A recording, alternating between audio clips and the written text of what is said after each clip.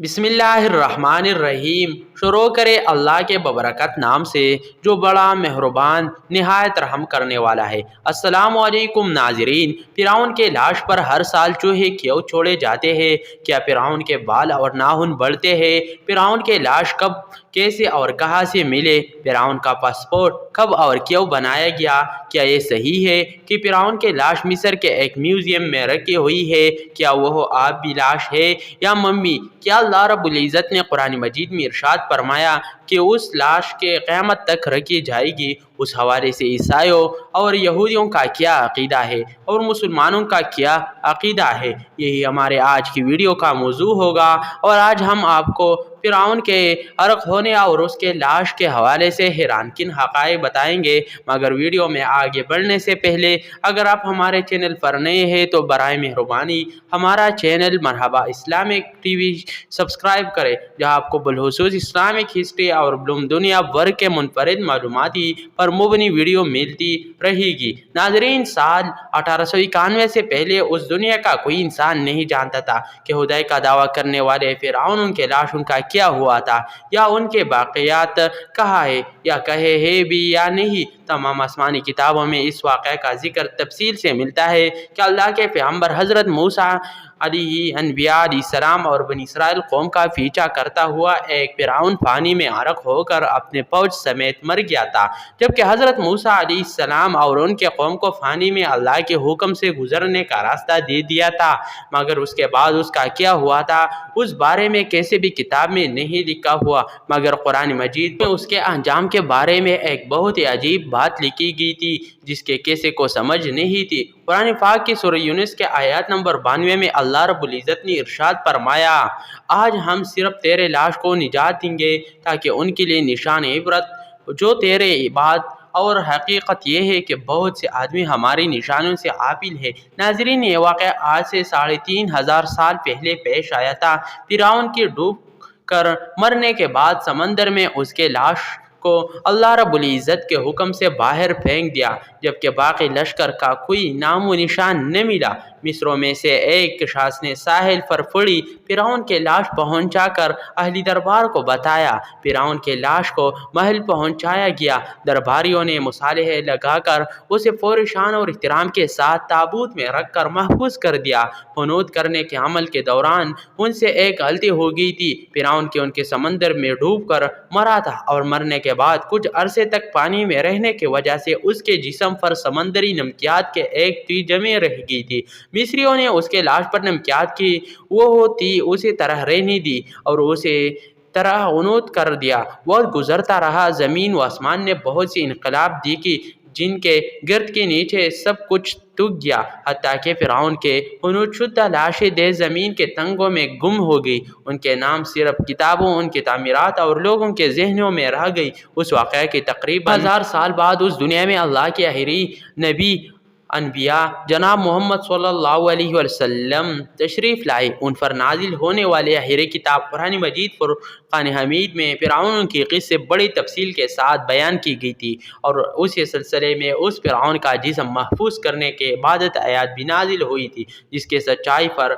सब अहले ईमान का पुख्ता यकीन तो था, मगर वह समझने से कासिर थे कि उस खुदाई का दावा करने वाले के लाश कहाँ महफूज की गई और कैसे उसे इबरत का निशान बनाया जाए। नाजरीन, साल 1871 में मिस्र के एक शहर अल-गुर्निया से ताल्लुक़ रखने वाले अरीब और मामूली चोर अहमद अब्दुल रसूल को फिरौन के हुनूद शुद्धा लाशों के तरफ जाने वाले खुफिया रास्ते तक रसाई मिल गई। नाजरीन, अहमद अब्दुल रसूल रेत चोरी करके बेचा करता था। एक दिन वह दरिया नील के किनारे के करीब के मुकाम पर उसी सिलसिले में फिर रहा था जब उसे एक खुफिया रास्ते का पता चला। वह नवादिरत के चोरी के लिए जगह खोद रहा था कि उसी दौरान उसे कुछ लोगों ने पकड़ लिया और पुलिस के हवाले कर दिया। वह जिस जगह को खोद रहा था वहीं से मिलने वाले रास्ते के जब मुसलसल खुदाई की तो साल 1891 को दूसरे मम्मियों के साथ उसे गर्क होने वाले फिरौन के लाश भी मिल गई। उसके कफन पर सीने के मुकाम पर उसका नाम लिखा हुआ था।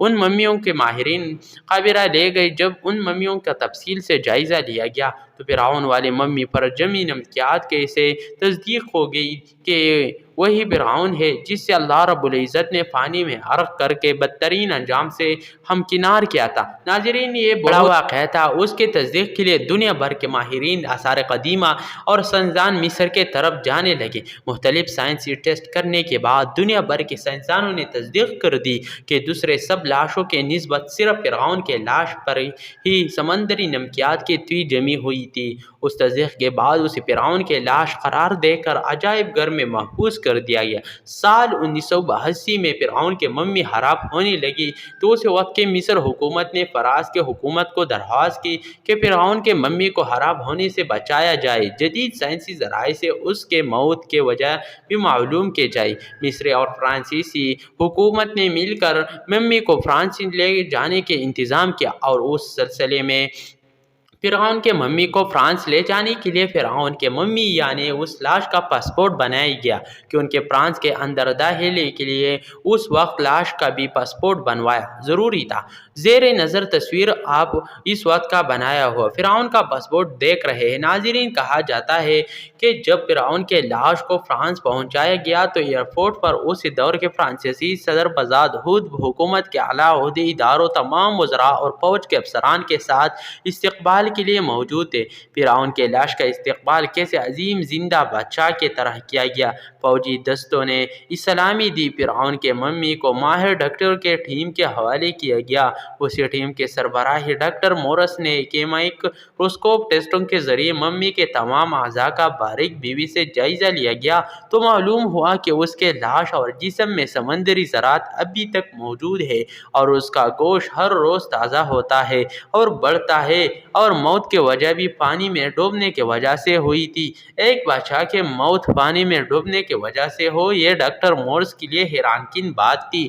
اس نے اس ممی کے بارے میں مزید جاننے کی کوشش کی تو اسے معلوم ہوا کہ اس بادشاہ کی موت کے حالات مسلمانوں کے نبی امام الانبیاء جناب محمد رسول اللہ صلی اللہ علیہ وسلم پر اترنے والی کتاب قرآن مجید فرقان حمید میں تفصیل سے درج ہے۔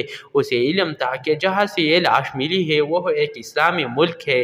تجسس کے ہاتھوں مجبور ہو کر وہ مصر پہنچا۔ وہ ایک سائنسدان تھا۔ اس نے اس عملے میں مصر کے ایک سائنسدان سے ملاقات کی۔ اس سائنسدان نے قرآن پاک کھول کر اسے سورہ یونس کی آیات نمبر 29-90 کا ترجمہ لفظ بلفظ سنایا۔ فرعون کا خدائی کا دعویٰ، اس کے پانی میں ڈوب کر مرنا اور پھر پانی سے نکال کر اس کے لاش کا منوط ہو جانا اور پھر دوبارہ لاش کا ملنا اور پھر اس کے آپ کو جدید سائنسی دور میں دوبارہ محفوظ کیا جانا، سب کا اشارہ ایک جانب تھا اور بہت واضح تھا۔ ناظرین، یہ اللہ رب العزت کے شان، مقام اور مرتبہ ہے کہ اس نے فرعون جس نے خدائی کا دعویٰ کیا اور اس پروردگار عالم کے مقابلے میں آیا، اس کے لاش کو قیامت تک نشان عبرت بنا دیا۔ فرعون وہ واحد شخص ہے جس کے لاش پر گوشت تر و تازہ ہے، لگتا ہے ابھی کسی نے اس کو سلایا ہو۔ اس کے بال اور ناخن بڑھتے ہیں بلکہ اس کے ناش پر گوشت بڑھتا ہے اور بڑھتا رہتا ہے۔ ہر سال 15 مارچ کو اسی میوزیم میں چوہے رکھی ہوئی ہے جو اس کے اوپر چھوڑے جاتے ہیں اور وہ اس کا بڑا ہوا گوشت کھا جاتے ہیں اور پھر اس کے ڈریسنگ کی جاتی ہے اور اس کو دوبارہ شیشے میں رکھ جاتا ہے۔ ناظرین، فرعون کے لاش کے بال بالکل صحیح، ان کے ہر چیز بالکل صحیح سلامت ہو، لڑتا نہیں کہ 3500 سال پرانی ممی ہے۔ ممی اور لاش میں فرق ہوتا ہے، ایسا لگتا ہے کہ نئی اور تازہ لاش ہے۔ موسیٰ علیہ السلام اور ہمارے آقا کریم نبی آخر زمان امام الانبیاء جناب محمد رسول اللہ صلی اللہ علیہ وسلم کے درمیان 2000 سال کا فرق ہے۔ میں تمہارے جسم کو نجات دوں گا اور لوگوں کو کہوں گا کہ دیکھو یہ انجام ہے خدائی کا دعویٰ کرنے کا۔ ایک دفعہ موسیٰ علیہ السلام نے پوچھا، اے پروردگار عالم، تو فرعون کو اتنی مہلت کیوں دیتا رہا؟ وہ تو کہتا ہے میں خدا ہوں۔ تو اللہ رب العزت نے ارشاد فرمایا، ایک کم بخت اپنے رعایا میں قدر کرتا تھا، اس لیے اس کو میں مہلت دیتا رہا۔ جب اس نے ظلم کیا تو پھر پکڑا۔ ناظرین، فرعون کے لاش کے حوالے سے عیسائیوں اور یہودیوں کا کیا عقیدہ ہے کہ فرعون پانی میں غرق ہو کر ہلاک نہیں ہوا تھا بلکہ اس وقت بچ گیا تھا اور بعد میں طبی موت مارا، اور قرآن مجید فرقان حمید کے آیات بینات کے مطابق مسلمانوں کا یہ عقیدہ ہے کہ فرعون کو اللہ رب العزت نے پانی میں غرق کر دیا تھا اور قیامت تک اس کے لاش کو نشان عبرت بنا دیا۔ ناظرین، فرعون کے ممی نہیں بلکہ لاش ہے۔ فرعون کے لاش ایسے محفوظ کر کے دنیا کے سامنے لا کر رکھ دی گئی۔ انٹرنیٹ کے ان کلیور رسائل و جرائم پر، ٹی وی چینلز پر اور عجائب گھر میں اربوں انسانوں کے آنکھوں کے سامنے پیش کے قابل ترس حالات میں موجود ہے۔